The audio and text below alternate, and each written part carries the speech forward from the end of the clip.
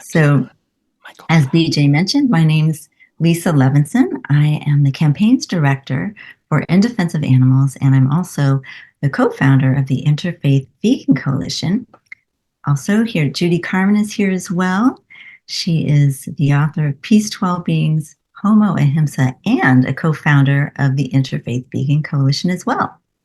So she'll be speaking just a few moments. I am the fortunate one who gets to start us off today. So just a little bit about the Interfaith Vegan Coalition. It is a project of In Defense of Animals, and we founded, Judy Carman and I, the Interfaith Vegan Coalition to help animal activists and spiritual leaders to bring vegan values to spiritual, ethical, and religious communities. The coalition provides faith-based tools to help all faith and secular wisdom traditions practice the ideals of nonviolence, loving kindness, and harmlessness toward all animals. The coalition is growing, and it's now composed of 47 member organizations, 5 allied organizations, and 1 partner organization, the Animal Interfaith Alliance, based in the UK, which is comprised of 17 member organizations. All of us are working in harmony for a common cause. The Homo Ahimsa Award was established by the coalition in 2021 and is given to honor those who exemplify the qualities of Homo Ahimsa in outstanding ways and demonstrate how vegan living can co-create a world of peace, partnership, and loving kindness by ending violence and domination of people, animals, and the earth. The award is named after the book Homo Ahimsa, Who We Really Are and How We're Going to Save the World, by Judy Carman, who we just introduced, and she coined that term. Our coalition is now proud and excited to present our annual and prestigious Homo Ahimsa Award to Dr. Will and Madeline Tuttle, decades-long vegans, meditators, and animal activists. So I'd like to take a moment and just show you the award. So to do that, I am going to share my screen for a moment. Let's see here. Looks like I can do that. Just make sure that it's all prepped and ready for everyone. Great.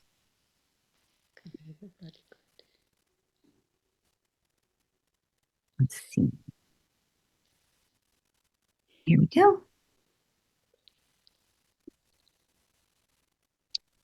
So I hope you're all seeing what I'm seeing, which is the award. Here's the Homo Ahimsa Award, and it's presented to Dr. Will and Madeline Tuttle. And you'll see on here what we call the Homo Ahimsa acrostic. And Judy might go into this a little bit more, but this was the acrostic was put together by the American Vegan Society. And for A, it's abstinence from animal products. H is harmlessness with reverence for all life. I for integrity of thought, word, and deed. M for mastery over oneself. S, service to humanity, nature, and creation. And A, advancement of understanding and truth. So this is our privilege to be able to bestow this award on the Tuttles for their incredible demonstration of Homo Ahimsa. So I'll stop the share at this moment, and I would also like to take a moment to introduce Dr. Will Tuttle. In today's world, it is a truly heroic act every time we express nonviolence or ahimsa, as we just defined, through our actions, our thoughts, and our words.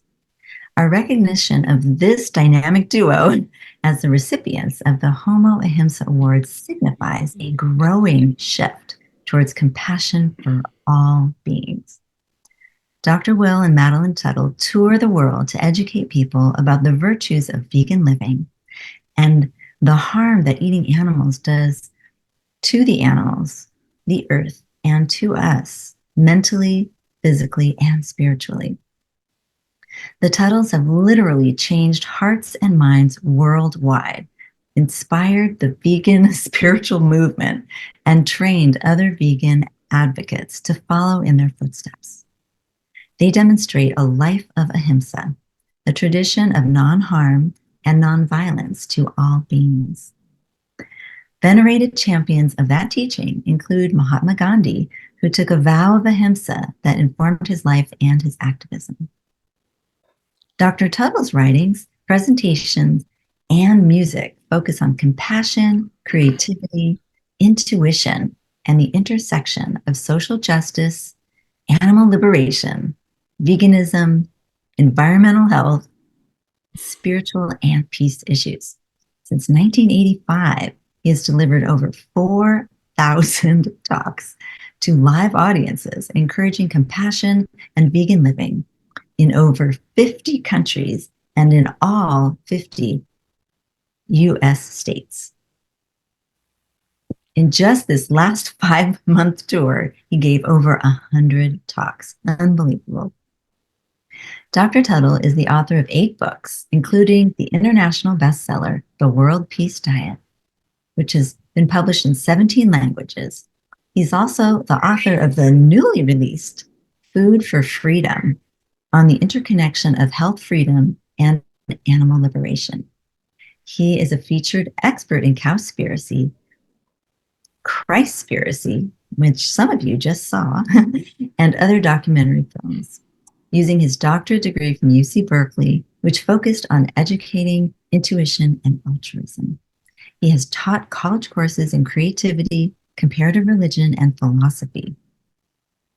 Dr. Tuttle is a recipient of the Courage of Conscious Award and the Empty Cages Prize. He's a former Zen monk and Dharma master in the Zen tradition. He is also the creator of 10 much-loved original piano music CD albums, which are available as MP3s.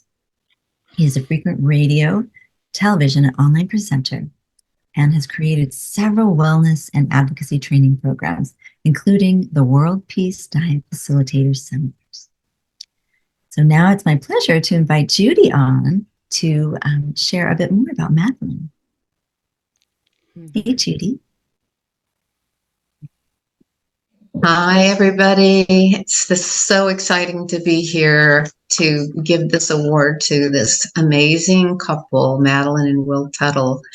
I want to tell you a little bit about Madeline. She has basically demonstrated the Ahimsa way of living every day of her life. She is a multi-talented animal hero who creates inspired and visionary art depicting animals as a way of encouraging love and respect for all beings. And some of you may have seen some of her beautiful paintings. They're just so visionary and beautiful. She has created many YouTube videos also, which you all can look up on healthy, intuitive cooking, where she goes through the whole process of the things that she makes that are all extremely healthy and organic. And she also has videos on staying fit and also the importance of eating organic, growing and eating organic.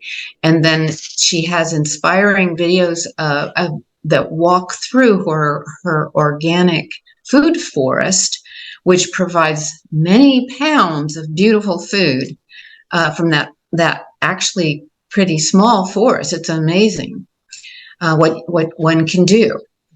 She is from Switzerland, and her visionary art has been exhibited in museums and galleries in Switzerland, Germany, and the US. They can also be found around the world in many homes and in a veterinarian's office, I just found out. They need to be in all veterinarians' offices. And she collaborates also with her art with Will in creating personalized music and art, portraits for individuals and couples. She's also, oh, and I forgot to mention, she creates the album covers and book covers for Will's books. And so many of you may have already seen some of her beautiful artwork. She's an accomplished flutist, a Waldorf teacher, a vegan coach, and an organic gardener. Together, she and Will have traveled over 50 states and 50 countries, sharing the vegan message with live audiences in 4,000 presentations over the past 30 years of their marriage. So this is huge. She is also a co-founder of the Prayer Circle for Animals Facebook, the circleofcompassion.org, and on the circleofcompassion.org is the noon prayer that is being said around the world. And we might hear that from Will and Madeline later. I want to briefly, just before I turn it over to Dr. Will and Madeline, I want to briefly list a few of the characteristics of the Homo Ahimsa life. Number 1, eat only plant-based. Well, Will and Madeline have done that for over 40 years. They have been vegan for over 40 years. Number 2, eat organic, and that is in order to not support the chemical industries that are polluting the earth and killing wildlife. And so they eat only organic, and they help others to understand how important that is. So that's number 2. Number 3, buy cruelty-free products. No leather, no silk, wool, feathers, no animal testing or slavery, animal slavery, I mean. And also buying fair trade to make sure we're not supporting human slavery. Well, Will and Madeline are wonderful examples of how to live simply and minimally without causing any exploitation. Number 4, we do our spiritual or inner work in order to let go of old false programs, shift the energy field of earth toward love, and live the new vegan story as our true ahimsa selves. Will and Madeline have been related to this, have been meditators nearly their whole lives and have much to teach all of us about that. They continue their inner work daily, which is what we all need to be doing. That is what will get us all to enable us to express our true Homo Ahimsa nature. And number 5, living in gratitude, awe, and amazement, and feel the joy that we are creating a world of love, peace, and freedom for all beings. Will and Madeline live this way every day. And when you do that, it's contagious. Millions of people have caught the vegan vision from Will and Madeline Tuttle. And now I would like to turn it over to this wonderful couple. Thank you so much for being here. Thank you, Judy, and thank you, Lisa. It was wonderful. Thank you. Thank you so much. Yeah, thanks. We are honored and delighted to be able to share this way. Thank you, everyone, for joining in, and thank you, Sailesh, and everyone with the Climate Healers for helping to create this, the vegan convergence of the people, so we can gather like this. And, I guess we'd like to say a few words maybe and open it up also to any questions or comments that people might have. So thank you, Judy, for writing the book, A Homo Ahimsa, and helping to raise awareness about the fact that we need to evolve to a higher level of awareness as human beings if we're going to not create mayhem, not only for the animals, but for ourselves and for future generations. And it really comes down essentially to the treatment of animals. I think that's really the key of everything. Those of you who have read The World Peace Diet are aware of the message in that book. And we have this brand new book. I just got it the other day, Food for Freedom. And that takes the message, I think, a little bit deeper, that Madeline and I are interested in sharing with the world, that as long as we are going to insist on imprisoning and exploiting and force medicating and oppressing other animals, non-human animals, we're going to see the same thing boomeranging back on us. So thank you, Lisa, for mentioning the spiritual part also, because this really is a spiritual question. The problem underlying everything, and I won't talk too long, I just want to say a couple of things, is the materialism of animal agriculture. The 10,000 years that we've been owning wild sheep and then goats and then cows and then pigs and chickens and these other animals as property for food. I coined the term herderism for that. It's this herding mentality of owning other living beings as property instills in us as human beings a deep sense of materialism, that matter is all we are. Matter is all that animals are. Matter is all the earth is. And that mentality is devastating because it reduces our sense of respect and honor and kindness for other beings. We see them as interests to be used. Pretty soon we see other human beings that way. So it's really the driving force behind the social justice issues that we're facing, the wars and the disease, and the whole panorama of devastation, both environmentally as well as culturally and physically and psychologically and spiritually. It's all interconnected, but it comes back to this loss of the awareness of respect for other beings as consciousness and respect for ourselves as expressions of eternal and universal consciousness, that we're all related and that one life lives through all of us.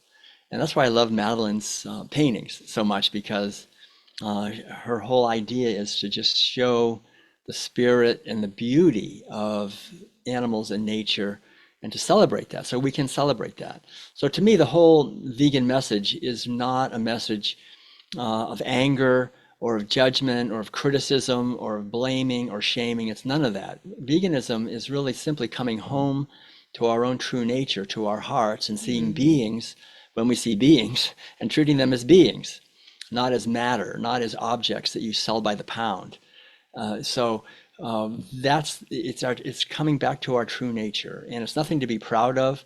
It's simply awakening from the mass consciousness, the mass hypnosis, this hypnotic trance that has been forced on all of us and has wounded all of us. So it's really about awakening out of that trance, and it's about healing from the wounds that we've all endured by being raised in this society, the violence that is done to little cows and other animals on dairy operations, and how they're abused, is really mirrored in the violence done to little baby humans in many settings. And as we grow up, there's a lot of violence in our society that's rooted in our violence towards animals. We're not only eating violence, we're causing violence to ourselves. We're sexually abusing animals as children. We're sexually abusing humans as children. We see all these parallels. And so it's really essential that we get to the root of this, instead of hacking away at the branches, as Thoreau said, to get to the root of our dilemmas. And that means to question animal agriculture as the fundamental driving force, the hidden fury that's really driving all of our dilemmas, and address that. And each one of us can do that. We can transform our own lives and our relationship with our food and with animals and with each other. And it really requires us to question all the official narratives in our society in regard to food and animals and disease and everything, really, our relationships with each other and with the natural world.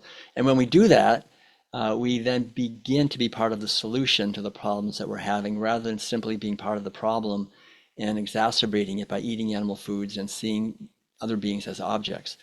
So again, it's not something to blame anyone. It's simply to exemplify this as best we can. And I love how this whole convergence is doing that, how Christspiracy is a manifestation of the same awareness that authentic spirituality calls us to question the narratives of violence, which are satanic. I mean, if you just look at the definition of satanic behavior, it's harming others for one's own benefit without any remorse, right? That's what it is.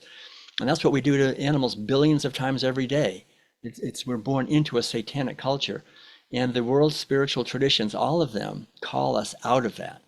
Even though a lot of the religious traditions have lost some of their spiritual clarity, but the founders of the religions and the people, the visionaries within those religions, very often, had that awareness. And so it's up to us to rekindle that in our own consciousness and in our society today, especially because with the technology that we have now devoted to materialism, we are in a serious situation because that technology, you can see what it's done to cows and pigs and chickens. It's turned their lives into a terrible hell with hyper confinement and genetic mutilation, horrible violence towards these animals through our technology. And that technology is turning on us the same exact way. And we're being turned into livestock and we're being factory farmed more and more. And the tyranny is unfolding merely because we are insisting on inflicting that tyranny onto animals. The fundamental teaching in all the world's religions is the same. Whatever you sow, so shall you reap. So we're called to question the underlying narratives in our society and live this more and more. So thank you all for the efforts you're making. I want to really thank my wonderful partner, Madeline, for we've had the most amazing life, I have to say. I've been so blessed. I would say the smartest thing I ever did besides going vegan was marrying Madeline, or probably was marrying Madeline and then going vegan. I mean, it's really having the opportunity to work together on a mission is such a beautiful thing when we feel passionate about this. And I think the force of the universe is behind us, all of us. The wisdom and the energy and the love that is the source of all life is behind everything we're doing. When we are devoting our life to kindness and respect for other living beings and to creating an environment, a context for kindness and respect and for celebrating the beauty that's here. And one of the things that I realized about Madeline from the very beginning was how much she loves to savor the beauty of nature and the beauty of animals and the beauty of moments. And I think we should do that right this second, right now. We can just savor this moment that we have together. Madeline and I have been so blessed really to know many of you. I know you're on this Zoom call, to have gotten to know you. Judy, of course, we're like longtime friends, and Lisa and Sailesh and many others who are here. And but the friendships, I think, probably span multiple lifetimes and share a common mission that we have to rescue the earth from delusion. And it's critical that we remember our mission and that we live our mission. Because if we don't live our mission, we're living somebody else's delusion. And that's unsustainable, makes us unhappy, and it creates addiction. So the whole idea is to connect with our mission and connect with our inner guidance system, our inner intuitive wisdom. And I think that's really what veganism is. So I want to thank Madeline and all of you for your efforts, and just say, no effort is ever lost. It all contributes the drops into the big pot that is bringing us ever closer to Homo Ahimsa, to the next iteration of human beings. We have that. We are that. That is our true nature. It's not like we have to become some other being. We are Homo Ahimsa already. It's just we've forgotten. We've been hijacked. Our whole trajectory has been as soon as we're born, we're hijacked. So it's about remembering. So thank you all. And Madeline, do you want to add anything? And we're happy to open it up also. I like to. When I came over 32 years ago, I came from a celebration of animals, of the great food without eating carcasses and all that. And I came over, and pretty soon Will started giving talks, and then started writing the book. And then I felt this isn't really fun. It should be enjoyable. Veganism should be a life of joy, of beauty, of wonder, of celebration. So my thing was, since I was already an artist since small, I started adjusting my paintings from flowers and insects to more bigger animals, wild animals, and then farm animals. And I thought I like to show them from the best side how they like to live. They have the same feelings like we have, the same life like we have, so they deserve the same pleasure and enjoyment, celebration. So I was avid to beautify this whole theme of veganism, of not eating this, not doing that, not, and you have to forget about everything you like, and now it's really very stern. Now you become a vegan, right? Yeah. So I thought, yeah, I painted and painted more and more, and did other crafts, and I just felt we have to beautify, go in nature and enjoy the beauty of nature. Nature is so amazing. It's like just a grass with all their variety of little, there are these little things, they always go in the wind, they look like little hearts, these little, or they're all kinds of, and then we eat grasses in the grains, and that's the best food we can have, because that really nourishes us, and all the rest is garniture. The fruits, the vegetables, and the spices and the herbs, and it's like an immense variety. It's really a lifestyle to celebrate. So I like to live that, to celebrate and share it with all of you and the whole world. Yay. Yeah.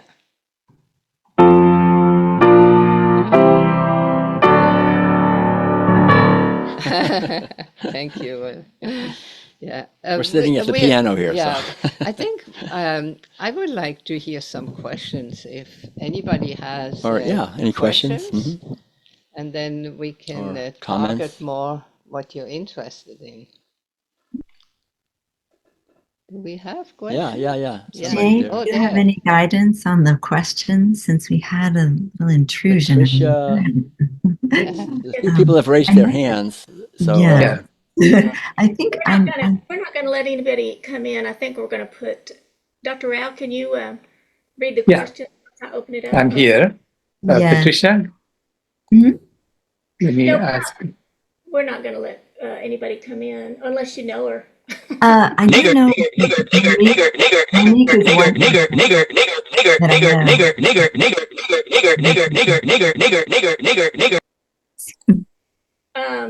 So we're going to just read the chat and not. Okay. That sounds Hold great. on. Thank you so much. Vijay, Danny Kent says that she's interested in getting more involved in the World Peace Diet Group and was wondering how to do that. Yeah, so thank you. It's pretty easy. We have a page, worldpeacemastery.com. You can go to our main website, worldpeacediet.com, and you can click from there too. It has something in the menu for sharing these ideas with other people. And we have a first Thursday and a third Thursday Zoom call every month. We've been doing it now for 11 years. And I don't think we've missed hardly any. So the main one is the third Thursday. So it's a training. You can go through an online training to familiarize yourself with the deeper teachings of the World Peace Diet. And there's a 4-week or an 8-week or a 12-week. You can take your pick.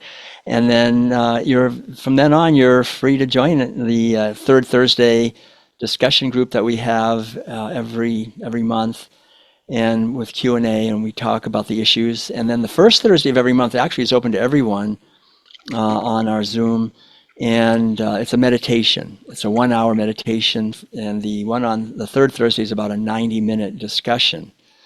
So you can definitely just go online and find out, or you can contact me through our website, worldpeacediet.com.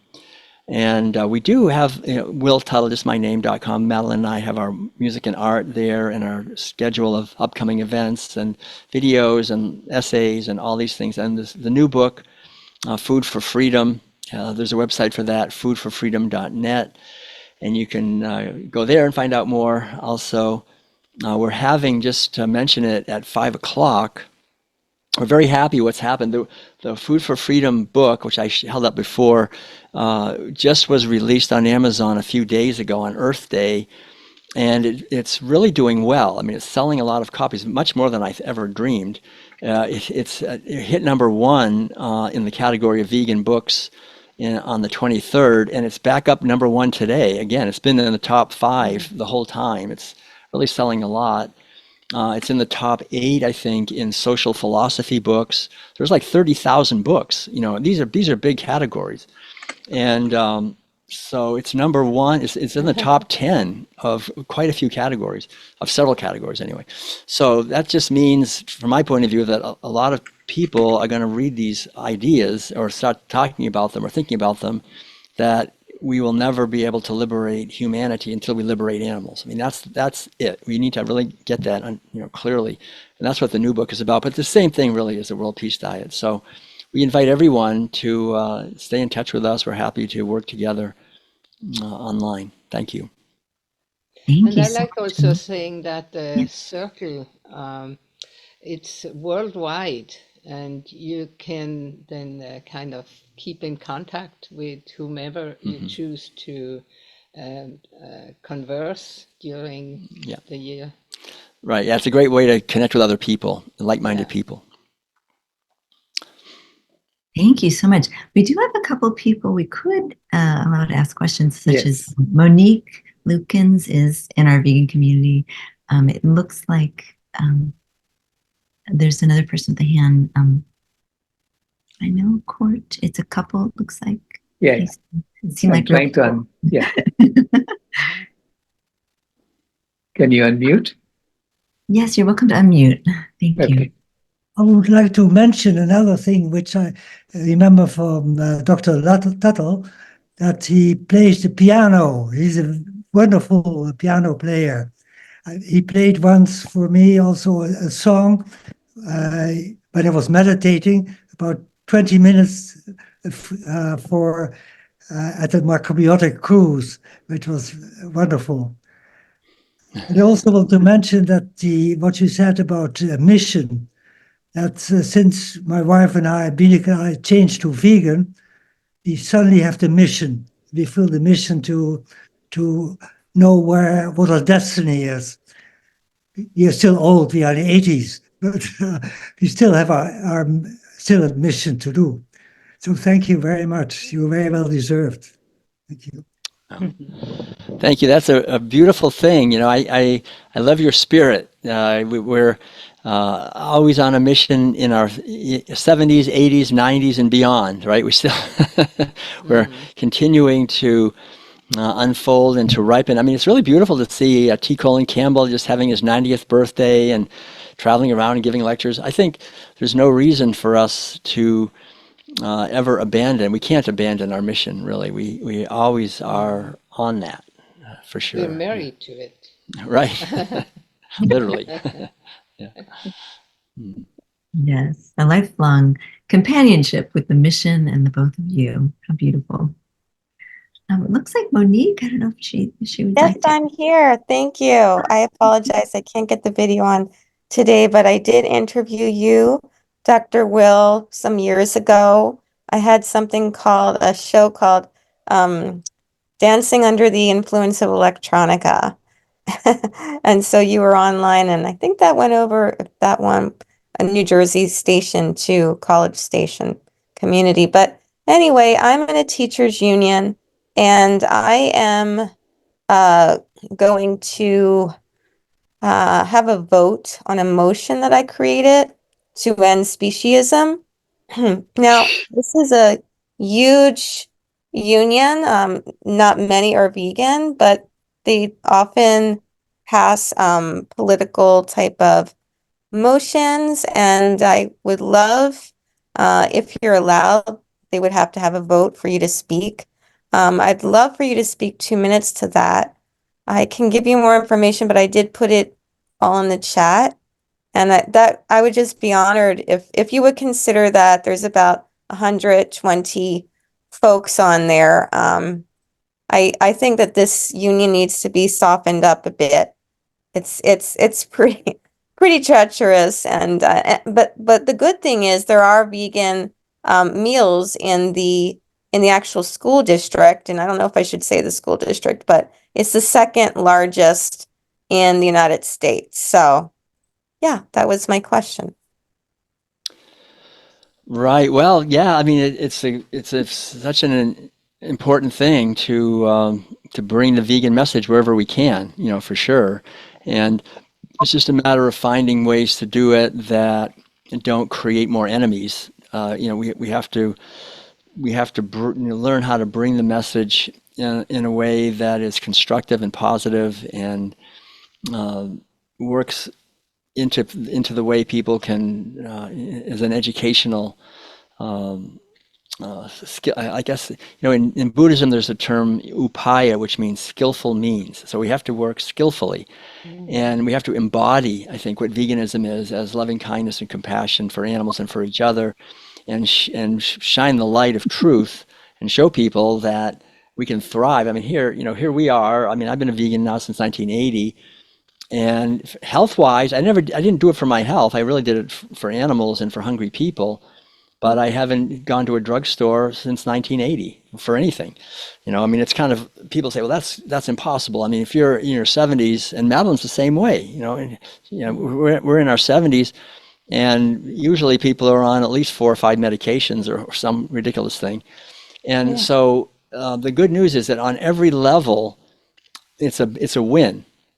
And so, again, instead of criticizing people, just to show the positive, like Madeline said, the delicious, amazing beauty of plant-based foods, the joy of being in harmony with nature, of loving and appreciating animals and each other, the inner peace that comes from knowing that we're not causing suffering, that we're doing our best to reduce suffering, and shining the light of kindness and caring to children.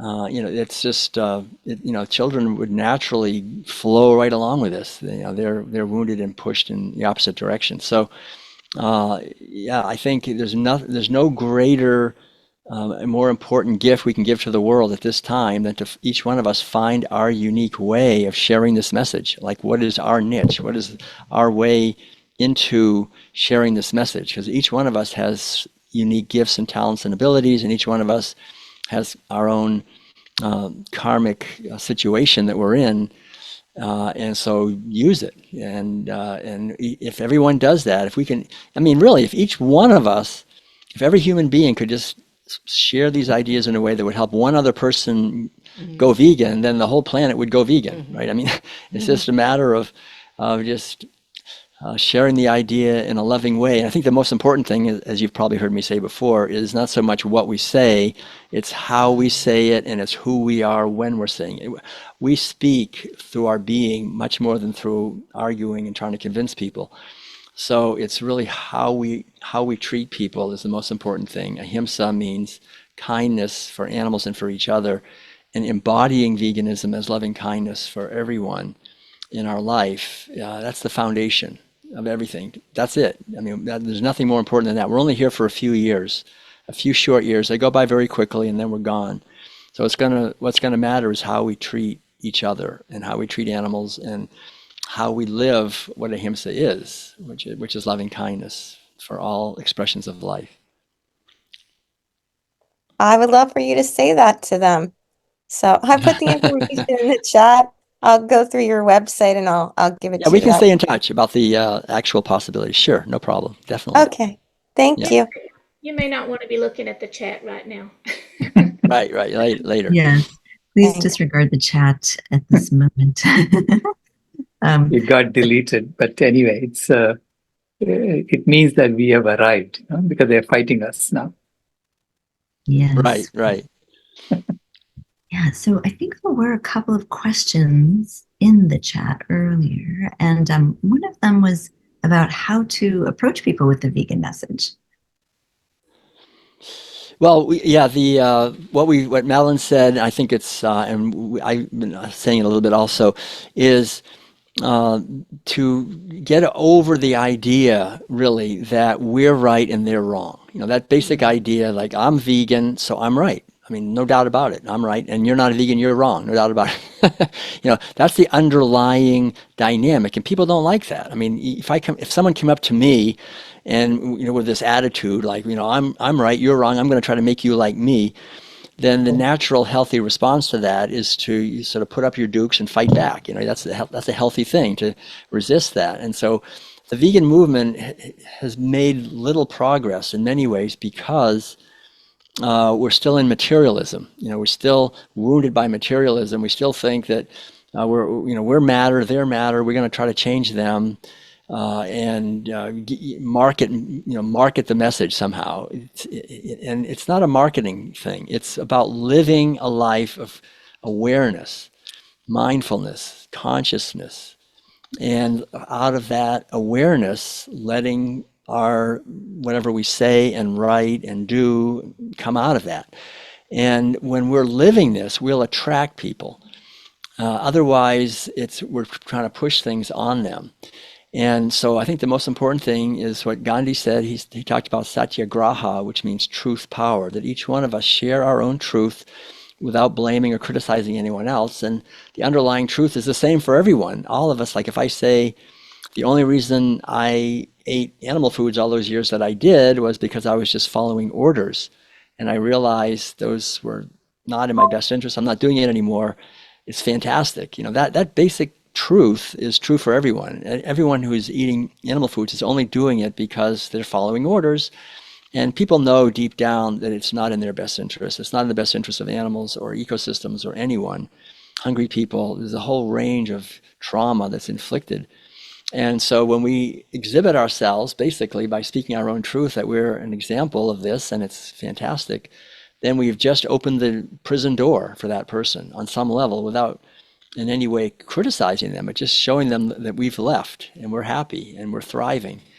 And when we do that, we've planted a seed, and that's the beautiful thing. So instead of trying to change people, just plant seeds effectively by living this. And that's why I'm really glad Judy mentioned something that Madeline and I think of is very important, which is to have time every morning, for example. We each take 3 hours. Get up in 3 hours for spiritual practice. And that's the most important thing, to take time to meditate and go within and do some study perhaps, and listen internally and connect with what we are beyond being a doing, being a being. And that creates the possibility, I think, for inspiration to arrive into our consciousness and for new ideas and insights to emerge. And it's really those insights that emerge so that we can live our unique life, have our unique message, the way we bring it.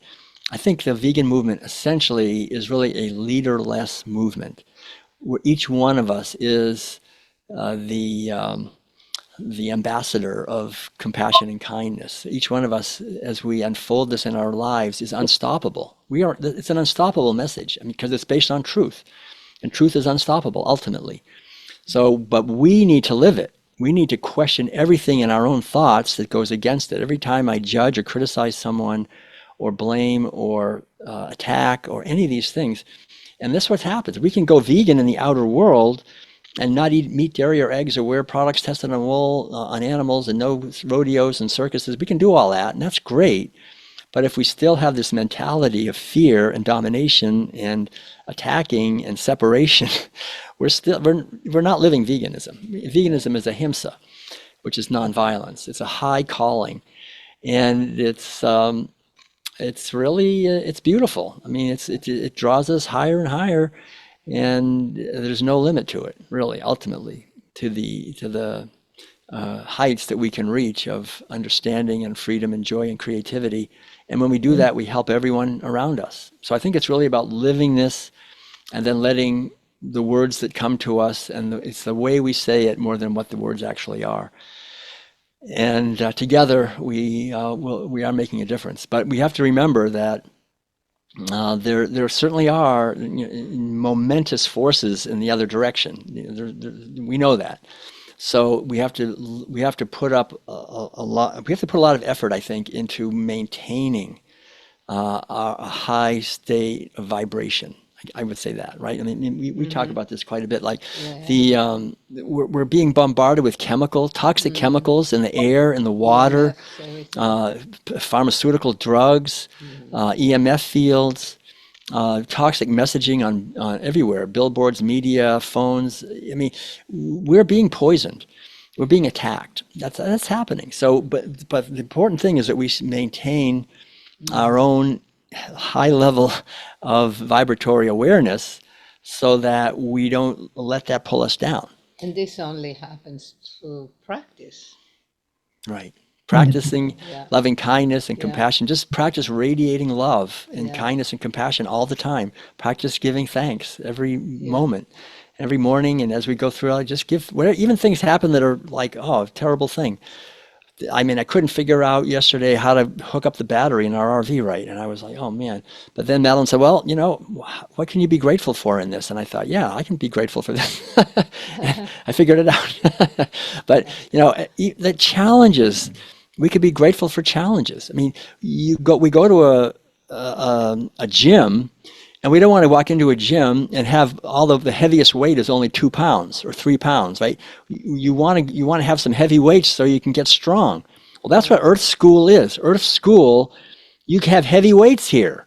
There's big heavy weights, and that's not a bad thing. That's how you get strong muscles, is working ethically in a situation that is demanding. To work for our own health and liberation of other living beings. That's, come here and to veganize planet Earth, that you have to build up some internal capacity, and that's really why we're here. So I think it's really important to have a bigger view than just this one lifetime. Well, thank you so much, Will. That is the perfect concept to close on. I just love that so much, this idea of doing the heavy lifting, and that we're getting stronger because of it, and our movement is getting stronger. And because of the two of you, our vegan spiritual movement is growing and expanding, and we're just super grateful to both of you. Thank you. I'd like to just quickly remind everyone, some people may not be aware of it, but in exactly, 1 hour, at 5 o'clock, we'll be having a book launch gathering on our Zoom page for Food for Freedom, and we'll be talking all about this more in depth. And I'll play a little music, but the main idea is to join us, and it's just if you want to write it down, or I can put it in the chat. It's just go to Zoom, and it's meeting ID is 707-207-5020. I'll put that down, 707-207-5020. And there's no password or anything. But please join us if you can, and it'd be great to see you at 5 o'clock on Zoom. Fantastic. Well, thank you so much to Will and to Madeline. It was delightful to hear from both of you. And we're just thrilled that you got this award. It was voted on by the members of our coalition, and we have about 47 members who voted for this. So it was meant to be this year. Thank you so much. And thanks to Judy. Yes. Thank you. Thank you, Lisa. And I did mention earlier that you all are co-founders of the Worldwide Prayer Circle, which encourages everyone to say this simple short prayer every day at noon, or if you forget, anytime works. And it's been translated into around 30 languages now. It's on the circleofcompassion.org website. And we could maybe close by, do we have time to say it at least one time? Yeah. Yes, go for it. Okay. Compassion encircles the earth for all beings everywhere. And then That's we it. often Compassion close encircles with the earth for all beings everywhere. And so it is. Namaste, vegan Vegan love. love. Bless Thank you. you all Thank so you. much. And thank you to This Silence. has been wonderful. Thank you so much. Thank you. Thank you. Thank you for being on the planet with us. Yeah, you too, Dito. Mhm.